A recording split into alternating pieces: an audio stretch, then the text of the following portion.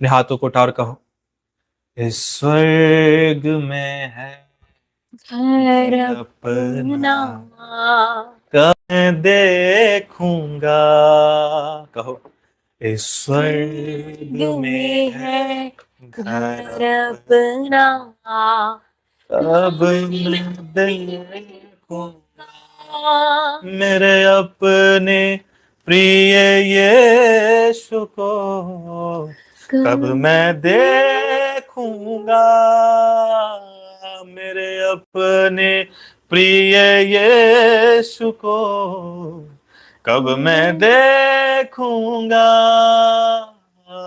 इस स्वर्ग स्वर्ग में में है है घर घर अपना, अपना, कब कब मैं मैं देखूंगा। देखूंगा।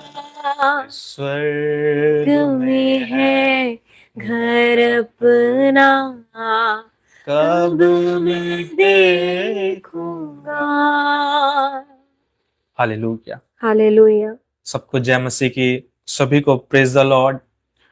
और ये मेरा विश्वास है, जैसे पौलुस अपने लोगों से कहते हैं कि सदा आनंदित रहो, और मैं भी आपसे आज यही कहूंगा, प्रभु में सदा आनंदित रहो। आमीन मैं आमीन। फिर कहता हूं, आनंदित रहो। यस। हालेलुया। आप फास्टिंग में भी हो तो आनंदित रहो, दुखों में हो आनंदित रहो, खुदावन की परस्तिश करो। हालेलुया। जैसे हालेलुया। दाऊद ने की, दुखों में परस्तिश की, नाचा परमेश्वर के लिए, गाया परमेश्वर के लिए। आपको दाऊद जैसा बनना है। हमने गीत को गाया, दाऊद वांगू नच नच के तेरी हमदो सना मैं करो। आमीन आमीन। दाऊद की तरह नाच नाच के उसकी वर्शिप करो, शैतान का तमाशा बनाओ।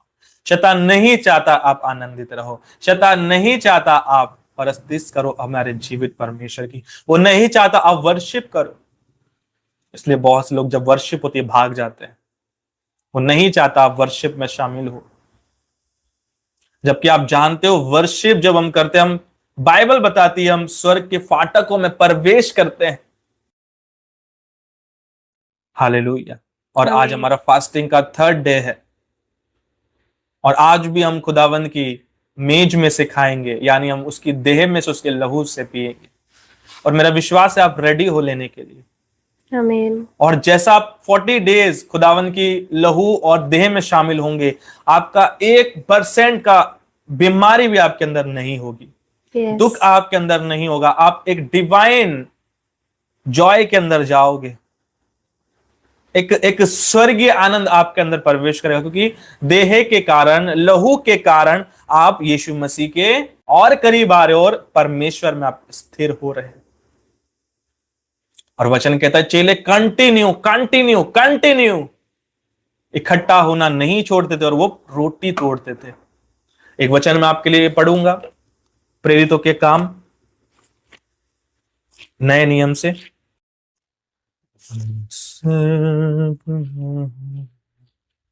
घर अपना, उसका अध्याय, तब मैं देखूंगा, अध्याय उसका 2, उसका 41 में पढ़ूंगा। प्रेरितों के काम अध्याय 2 उसका 41 पद, यहां लिखा है, अतः जिन्होंने उसका वचन ग्रहण किया उन्होंने बपतिस्मा लिया, और उसी दिन 3000 मनुष्य के लगभग उनमें मिल गए, और वो प्रेरितों से शिक्षा पाने, संगति रखने, रोटी तोड़ने और प्रार्थना करने में लौलीन मौलीन रहे। रहे। लौलीन रहना है आपको, शिक्षा पाने में भी, संगति करने में, जो आज आप इस ऑनलाइन के माध्यम से कर रहे हो। प्रार्थना करना है आपको, जब हम संगति में हम प्रेयर भी करेंगे, जब आप अकेले होते हो आपको अपनी पर्सनल प्रार्थना भी करनी। ये 4 चीजें यहां पे, पहला शिक्षा पाना, संगति रखना, रोटी तोड़ना और प्रार्थना करना। आगे जब आप पढ़ोगे लिखे, चेले लोगों के घर में जा जाके रोटियां तोड़ते थे भय और आनंद के साथ। जब आप फास्टिंग में हो ऐसा किया करो। जब फास्टिंग बताई जाए आपको चर्च की ओर से कि फास्ट हम करने वाले हैं, तो किया करो। फास्टिंग करना कितना जरूरी है, मैंने आपको कल सिखाया था। बहुत इंपॉर्टेंट ये थिंग है, ये बहुत गहरी चीज है उपवास करना। ये आपके बंधनों को ब्रेक करती है। आत्मिक बंधन जो अभी तक टूटे नहीं है, फास्टिंग के द्वारा वो चीजें टूट जाती है। और शैतान नहीं चाहता आप फास्टिंग करो, इसलिए जब आप फास्ट करते हो आपको भूख लगती है, आपको खाने के विचार आते हैं, कब 5 बजे, कब 7 बजे, कब 10 बजे मैं खाना खाऊं। शैतान उपवास के खिलाफ है। जब यीशु मसीह ने 40 दिन का 40 डेज का फास्ट किया, शैतान आया परीक्षा करने। यानी फास्टिंग में शैतान परीक्षा करता है आपकी। वो ऐसे से सवाल देगा फास्टिंग में, आप जवाब नहीं दे पाते, आप कंफ्यूज होते हो, छोड़ देते हो, फास्ट नहीं करूंगा, नहीं करूंगी। इफिसियों में लिखा, हमारा जो युद्ध है वो लहू और मांस से नहीं है, वरन आत्मिक सेनाओं से है, हाकिमों से है, प्रधानों से है, प्रधानताओं से है। प्रिंसिपैलिटी से हमारा युद्ध है, आत्मा से युद्ध है, शैतानों से युद्ध है, बंधनों से युद्ध है। अब उससे हमें अगर लड़ना है तो हमें सारे हथियारों को बांधना जरूरी है। फास्टिंग के माध्यम से आते हैं, प्रेयर के माध्यम से आते हैं। इसलिए फास्ट किया करो, उपवास किया करो। आप उपवास की पावर को नहीं जानते। हालेलुया। दानियल ने उपवास किया 21 दिन का। ऐसी चीजें खुदावन ने उसके ऊपर रिवील की जो प्रोफेसीज हुई है, जो आज पूरी हो रही है। फास्ट के द्वारा रेवलेशन हमें मिलते हैं, फास्टिंग के द्वारा प्रकाशन हमें मिलते हैं जो हम ऐसे नहीं पा सकते। इसलिए यीशु ने कहा, प्रार्थना उपवास किया करो। प्रार्थना उपवास, प्रार्थना उपवास, प्रार्थना उपवास। कुछ जाति ऐसी है जो बिना उपवास के नहीं जाती। प्रार्थना किया करो, उपवास किया करो। हालेलुया। आज जब मैं प्रार्थना कर रहा था आपके लिए, आपके लोगों के लिए, आपके फैमिली के लिए, और हर स्टेट के लिए मैं इन दिनों में प्रार्थना में हूँ। चाहे छत्तीसगढ़ हो, चाहे उड़ीसा हो, चाहे राजस्थान हो, बंगाल हो, उत्तर प्रदेश में, सबके लिए हम प्रार्थना में हैं। और मैं प्रार्थना कर रहा था एक बोझ के साथ, तो खुदावन ने मुझसे बात की और वचन के माध्यम से मुझे एक प्रोफेटिक वर्ड दिया है। और जब आप उसे पढ़ोगे आप आनंद से भर जाओगे। उस वचन को जब आज आप पढ़ोगे आप आनंद से भरोगे। आप देख रहे हो अलग अलग रूल्स अभी मसीहों पे लागू कर दिया गया है। चर्च नहीं लगा सकते, घर में प्रार्थना नहीं कर सकते, कहीं कहीं छत्तीसगढ़ में तो ऑनलाइन नहीं करने दे रहे, घर में आ जा रहे, मार रहे, पीट रहे, मर्डर कर दे रहे हैं। इतना हालात खराब है। आप जानते हो अगर आप छत्तीसगढ़ में, तो बहुत हालात खराब है। अभी क्रिश्चियंस लोग आ गए रोड पर कि जो रूल्स क्रिश्चियंस के लिए निकाला है उसे वापस लो। क्या हम ऐसा गलत कर रहे हैं? हम नशा छुड़वा रहे हैं, नशा छोड़ रहे हैं, क्या गलत कर रहे हैं?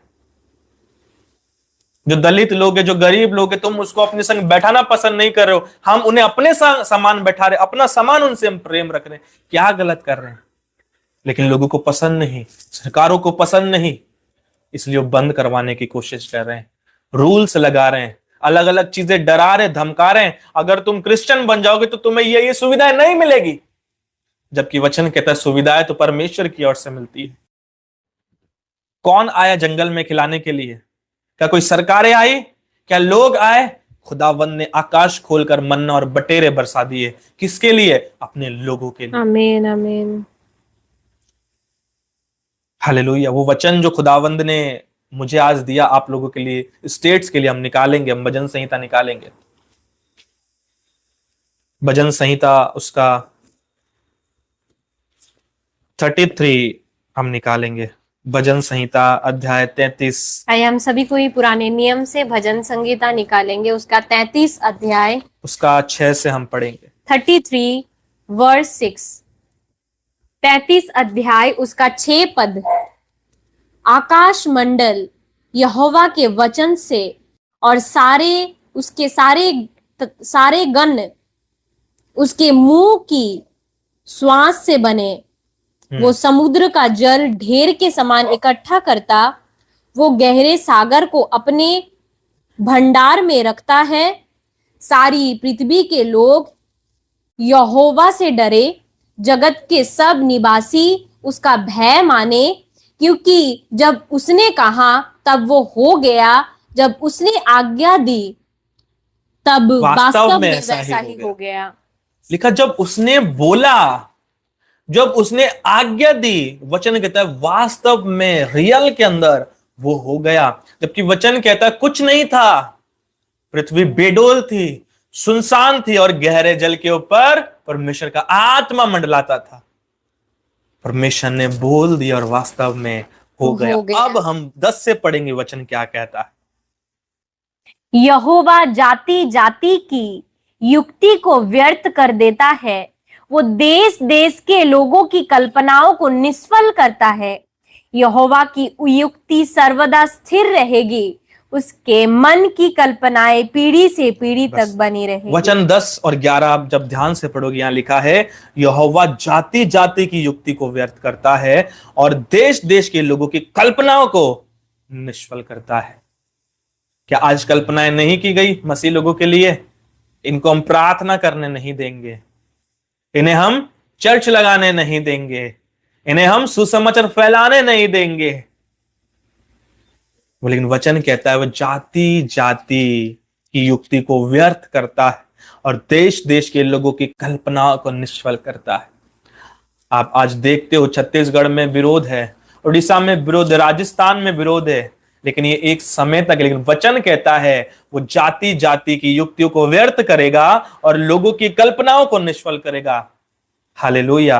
और जब आप 12 में पढ़ेंगे, यहां लिखा है क्या ही धन्य है वे जाति जिसका परमेश्वर यहोवा है और वह समाज जिसे उसने अपना निज भाग होने के लिए चुन लिया है। यहोवा स्वर्ग से दृष्टि करता है और वह सब मनुष्य को निहारता है, अपने निवास के स्थान से वह पृथ्वी के सब रहने वाले को देखता है। वही जो उन सबों के हृदयों को गढ़ता, उसके कामों को विचार करता है। कोई ऐसा राजा नहीं जो सेना की बहुतायत के कारण बच सके, वीर अपनी बड़ी शक्ति के कारण छूट नहीं सकता, बच निकलने के लिए घोड़ा व्यर्थ है, वह अपने बड़े बल के द्वारा किसी को बचा नहीं सकता। देखो यहोवा की दृष्टि उसके डर व्ययों पर और उन पर जो उसकी करुणा की आशा रखते हैं बनी रहती है। और लिखा कि वह उनके प्राण को मृत्यु से बचाए और अकाल के समय उसको जीवित रखे। आमीन आमीन आमीन। लिखा है घोड़े तुम्हारी रक्षा नहीं कर पाएंगे, तुम्हारा बड़ा बल तुम्हारी रक्षा नहीं कर पाएगा, लेकिन जितने यहोवा के डर भय हैं, खुदावंद की करुणा उनके ऊपर सदा लगी रही। आमीन आमीन।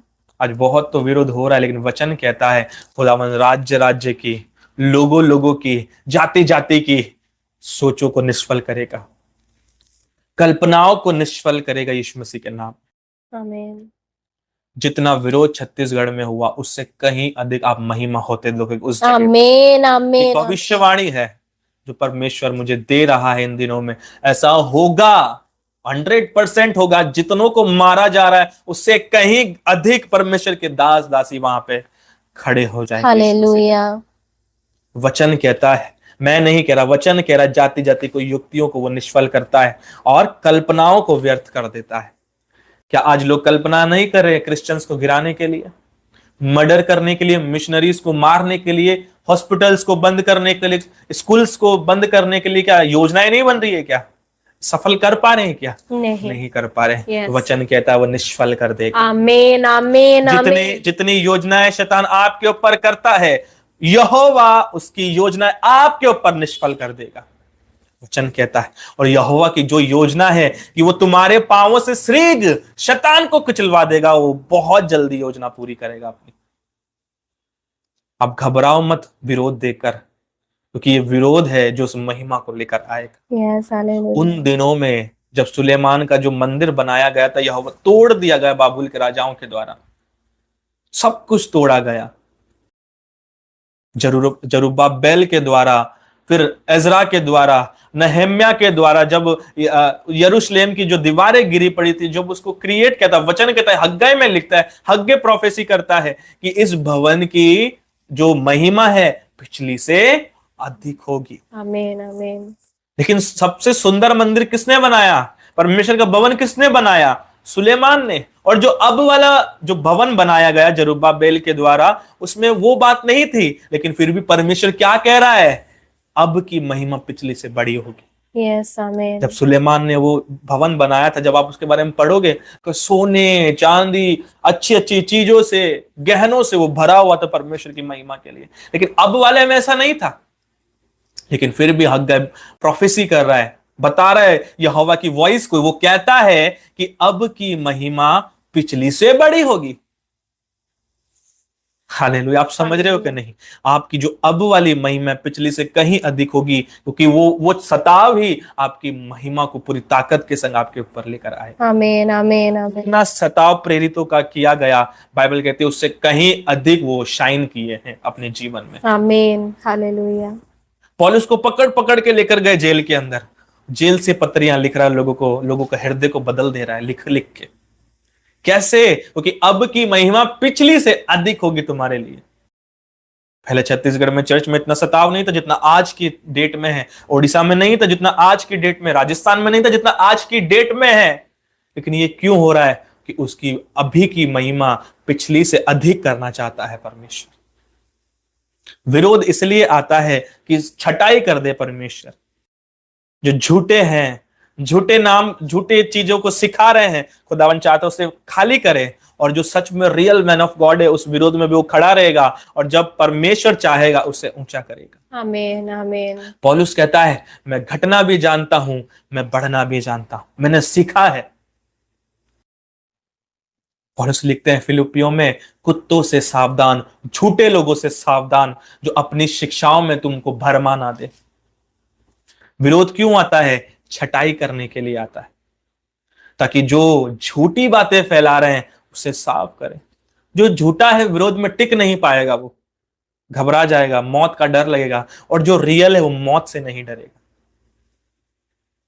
अगर आपके जीवन में विरोध है, आपके स्टेट में विरोध है, इसलिए है ताकि आप शाइन करो उस विरोध के द्वारा। आमीन, आमीन, मैंने आमीन। वचन भी आपको पढ़ा है, यहोवा क्या कहता है? जाति जाति की योजनाओं को व्यर्थ करता है, और क्या लिखा है वचन में? देश देश के लोगों की कल्पनाओं को निष्फल करता है।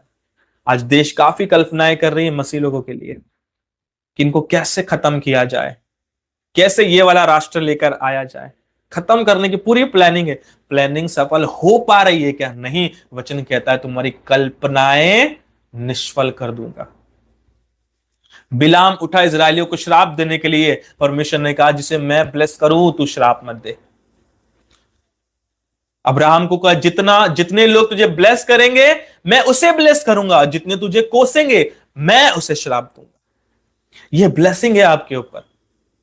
अब्राहम से हम सब आए हैं, ये ब्लेसिंग आपके ऊपर है। जो आपको ब्लेस करेगा खुदावंद उसे ब्लेस करेगा, जो आपको कोसेगा खुदावंद का श्राप उसके ऊपर आएगा। वचन कहता है।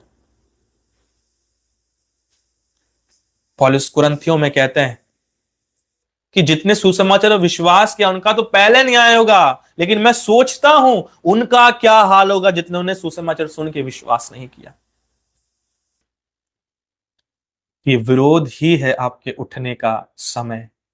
वचन कहता है प्रेरितों के काम 8 अध्याय में, विरोध के कारण पूरे चेले, सारे चेले तितर बितर हो गए, अलग अलग जगह गए। फिर थोमा इंडिया में आ गया, अलग अलग, कोई मकीदुनिया में गया, कोई इधर गया, कोई उधर गया, कोई उधर गया, और ऐसे ज्यादा प्रचार हुआ। एक साथ रह के एक ही जगह पे प्रचार करते कम सुसमाचार फैलता, लेकिन खुदावन ने विरोध भेजा, तितर बितर हुए। वचन कहता है शहर में बड़ा आनंद हो गया। जहां जहां पौलुस, जहां जहां पतरस, जहां जहां चेले गए, वहां वचन कहता है बड़ा आनंद आया, बड़ा आनंद। मैं आपके लिए पढ़ूंगा प्रेरितों के काम में।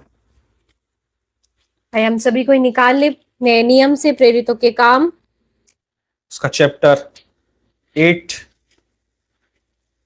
8 अध्याय प्रेरितों के 4 से हम काम। पढ़ेंगे। आइए हम सभी को ही निकालेंगे प्रेरितों के काम, उसका 8 अध्याय उसका 4 से पढ़ेंगे। 4 पद से। Thank you Jesus, thank you Lord. 8 अध्याय 4 पद से लिखा है, जो तितर बितर हुए थे वे सुसमाचार सुनाते हुए फिरे और फिलिप्पुस सामरिया नगर में जाकर लोगों में मसीह का प्रचार करने लगा। जो बातें फिलिप्पुस ने कही उन्हें लोगों ने सुनकर, और जो चिन्ह वो दिखाता था उन्हें देख देख कर एकचित होकर मन लगाया क्योंकि बहुतों में से अशुद्ध आत्माएं बड़े शब्द से चिल्लाती हुई निकल गई और बहुत से लकवे, रोगी और लंगड़े भी अच्छे किए गए और उस नगर में बड़ा आनंद छा गया। उस नगर में बड़ा आनंद छा गया। और खुदावंद आज ये प्रोफेसी कर रहा है आपके लिए, आपके स्टेट के लिए। जो विरोध हो रहा है इसके बाद एक बड़ा आनंद आने के लिए रेडी यहोवा की ओर से आएगा। जितना विरोध आप होते हुए देख रहे हो इससे कहीं अधिक आनंद आएगा, यहोवा का आनंद आएगा। आमीन। और यहोवा का आनंद हमारा दृढ़ गढ़ है, गढ़ है, कोई गिरा नहीं सकता उसको।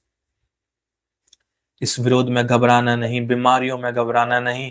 ये इसलिए आया है ताकि आपकी महिमा पिछली से अधिक हो पाए। आमीन, हालेलुया। तो मंदिर तो तोड़ा तो गया, लेकिन क्या हुआ? महिमा बढ़ गई और ज्यादा। बीमारी आपके ऊपर आई तो विरोध आया, चीजें हुई, क्यों आया? आपकी महिमा बढ़ाने के लिए आया।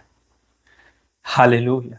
खुदावंद का वचन कहता है, ये भविष्यवाणी आज आपके ऊपर, कुछ चीजें जो आपके विरुद्ध है वो आपकी महिमा बढ़ाने के लिए आती। गतसमनी में यीशु मसीह को पकड़ने, धोखे से पकड़ने के लिए बड़ी भीड़ आई यीशु मसीह को पकड़ने के लिए। आप जानते हो क्यों? यीशु मसीह की महिमा बढ़ाने के लिए। पकड़ते नहीं, क्रूस पर नहीं जाते, क्रूस पर नहीं जाते, मरते नहीं, तीसरे दिन जिंदा नहीं उठते। ये सब इसलिए हुआ ताकि सब कोई देखे परमेश्वर की महिमा को। यीशु मसीह का विरोध हुआ, उन्हें मारा गया इसलिए ताकि जब वो तीसरे दिन कब्र से निकले, ये महिमा बढ़ी, ये महिमा बहुत बड़ी। आज लोग देखते हैं नशा कर रहा है, गुटखा खा रहा है, दारू पी रहा है, लेकिन जब वो छोड़ता है लोग उसकी महिमा देखते हैं और जलते हैं, सोचते हैं इसने कैसे छोड़ दी दारू, ये तो मेरे संग बैठ के पिया करता था, ये कैसे फल फूल रहा है, ये तो मेरे संग था, मैं इसका विरोध करूंगा, इसे आगे नहीं जाने दूंगा।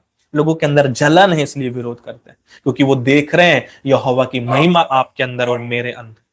क्यों विरोध कर रहे हैं? महिमा देख रहे हैं, ये लोग कैसे बढ़ जा रहे हैं, हम क्यों नहीं बढ़ पा रहे? हम तो सब कर रहे हैं, हमने तो सारा धंधा सेटअप कर रखा है, हमने बिजनेस सेटअप कर रखा है, चल क्यों नहीं रहा है? और इन्होंने तो कुछ नहीं किया, ये कैसे बढ़ रहे हैं? वचन कहता है यहोवा अगर हमारे संग नहीं होता हम आगे नहीं जा पाते। मूसा कह रहा प्रभु तू अगर मेरे संग नहीं जाएगा, एक कदम ना तो मैं बढ़ूंगा ना इनको बढ़ने दूंगा। जब यहोवा आपके संग चलता है, यीशु मसीह आपके संग चलते हैं, आपकी महिमा 2 गुना नहीं, 10 नहीं, 100 गुना अधिक होती।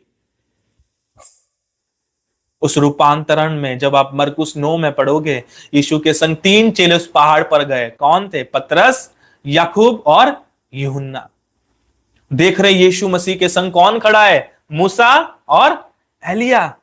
अचानक देख रहे यीशु मसीह बदल गए, चमकने लगे, उस महिमा के अंदर वो प्रवेश किए और वचन आया आसमान से, ये मेरा प्रिय पुत्र है, इसकी सुनो।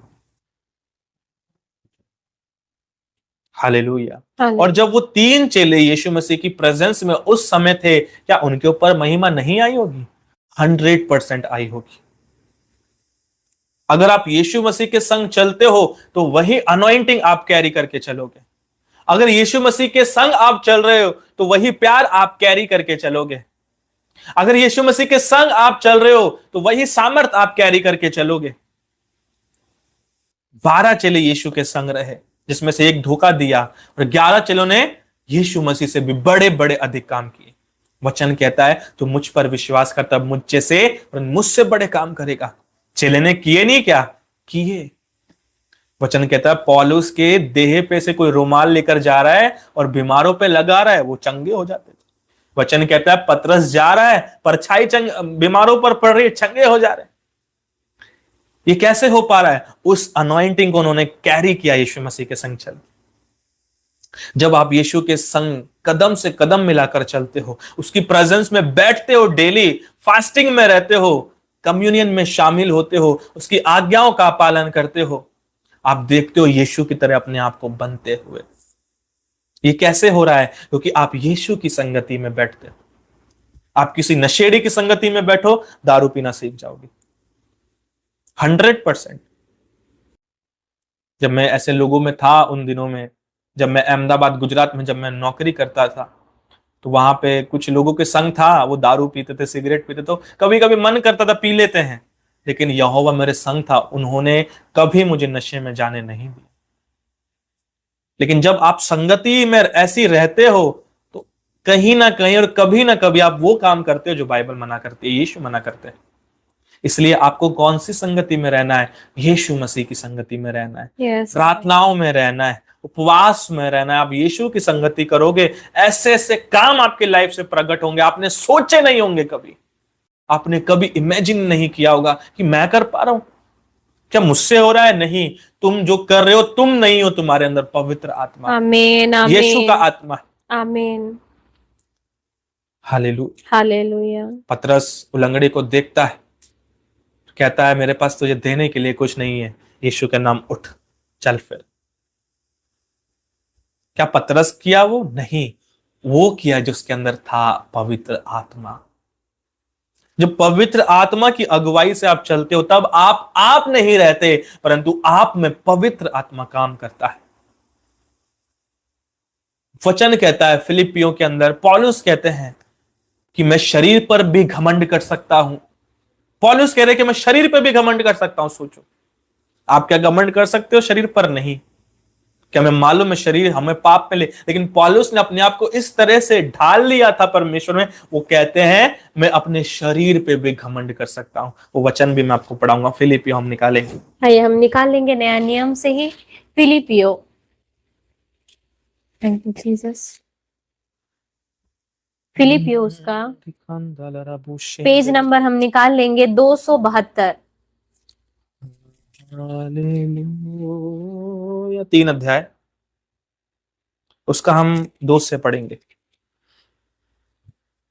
फिलिपियो उसका 3 अध्याय, पेज नंबर 273, 273 लिखा है, कुत्तों से चौकस रहो, उन बुरे काम करने वाले से चौकस रहो, उन काट कूट करने वाले से चौकस रहो, क्योंकि खतना वाले तो हम ही हैं जो परमेश्वर की आत्मा की अगुवाई से उपासना करते हैं और मसीह यीशु पर घमंड करते हैं और शरीर पर भरोसा नहीं रखते, पर मैं तो शरीर पर भी भरोसा रख सकता हूँ। मैं तो शरीर पर भी भरोसा रख सकता हूँ, क्योंकि मैं अपने आप को मारता, कूटता और अपनी देह पर वश करता हूँ। आगे, यदि किसी और को शरीर पर भरोसा रखने का विचार हो तो मैं उससे भी बढ़कर रख सकता हूँ। मैं उससे भी बढ़कर रख सकता हूँ। फिर आगे, 8वें दिन मेरा खतना हुआ, इज़राइल के वंश और बिन्यामीनियों के गोत्र का हूँ, इब्रानियों का इब्रानी हूँ, व्यवस्था के विषय में यदि कहो तो फरीसी हूँ,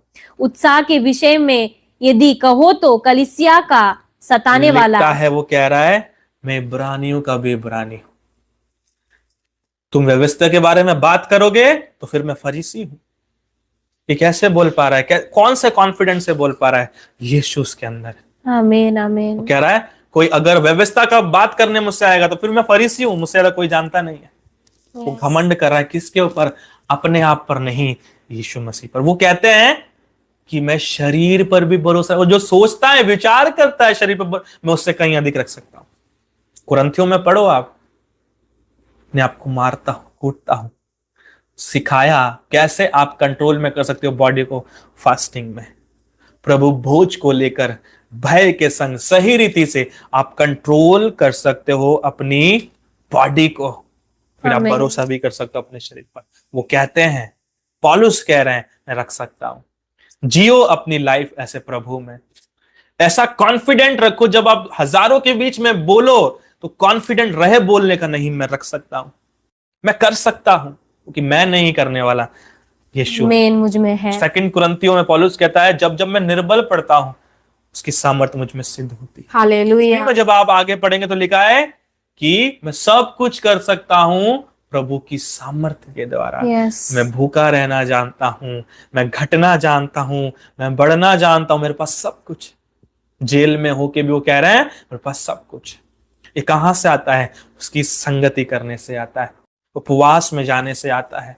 जब हम अलग होते हैं संसार से तब ये चीजें हमारे अंदर आती है, और ऐसा कॉन्फिडेंट आता है तब आपके सामने मुर्दा भी पड़ा रहता है, आप कहते हो ये उठ जाएगा। क्यों? कि आपको मालूम है मेरे अंदर जीसस है। आमीन, आमीन, आमीन। यीशु ही एक इकलौता नाम है जिसके नाम से मुर्दे जी उठ सकते हैं, और कोई नाम नहीं। आपका नाम और मेरा नाम नहीं, यीशु मसीह का नाम, आमीन। और किसी दूजे का नाम नहीं, केवल यीशु मसीह का नाम मुर्दों को जिलाता है, लंगड़ों को चलाता है, अंधों को आंखें देता है, बहरों को सुनने की ताकत देता है, और जो बांझ औरतें हैं उन्हें माता होने का सुख देता है। यीशु का नाम काफी। आमीन आमीन आमीन। शैतान कहते तू मुझे निकालने क्यों आ गया समय से पहले?